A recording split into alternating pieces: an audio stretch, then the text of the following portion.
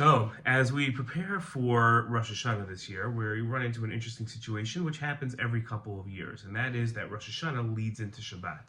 So this year, the second day of Rosh Hashanah falls out on Erev Shabbat, falls out on a Friday, and therefore just as we're ending Rosh Hashanah, we begin Shabbat, which is usually not so much of an issue except when it comes to cooking.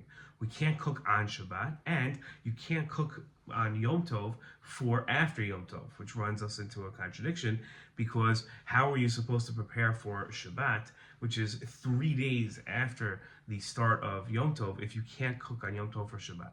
So the rabbis came up with a way, which is a mechanism called Erev Tavshilin, which is we start the preparations for Yom Tov before Shabbat, and then we're allowed to finish them on Yom Tov with this Erev Tavshilin. What's an Erev Tavshilin?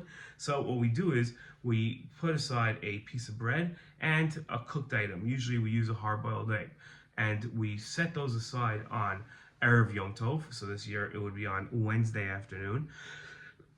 Excuse me. And then what we do is we can then use that Erev Tavshilin as the beginning of our preparations for Shabbat to continue throughout all of Yom Tov.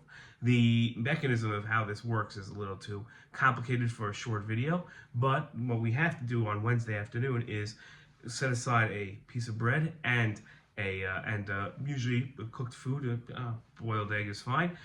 Set that aside. We make a bracha on that, ala Erev, Asher Kishem Sostisvano ala Erev, and then we keep that somewhere safe, where we're supposed to eat that on Shabbat, and then we can cook on Yom Tov for Shabbat. Obviously, you can't cook on Shabbat for Shabbat. That's never allowed. But this allows us, at least on Friday, to begin cooking for Shabbat. Now, again, ideally, you want to get all your stuff ready for Shabbat on Wednesday, but that's not always possible. And therefore, the Erev Tavshilin works as an ideal. It's a chavchila.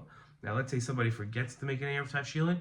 So generally, if you live in a Jewish community, the rabbi of the Jewish community will have done an Erev Tavshilin for everybody, but that shouldn't be relied upon lechatchila. Lechatchila, a person should ideally make their own Erev Tavshilin. Okay, hope that helps. Shalom.